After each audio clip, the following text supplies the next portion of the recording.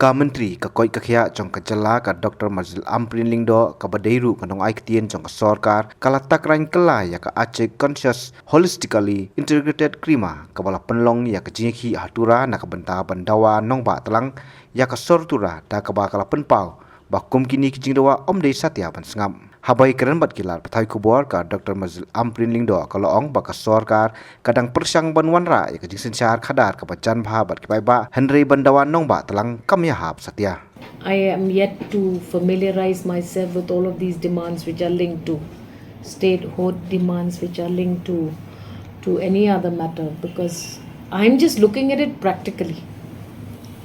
If you're going to have spring, autumn, winter, monsoon everywhere, sessions and capitals everywhere, then I think administration will miss the point.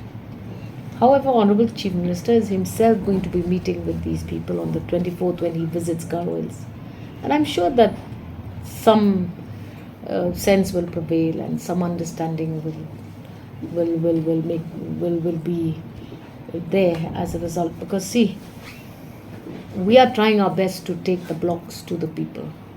When you say a block office, that's when you know the presence of administration in that block.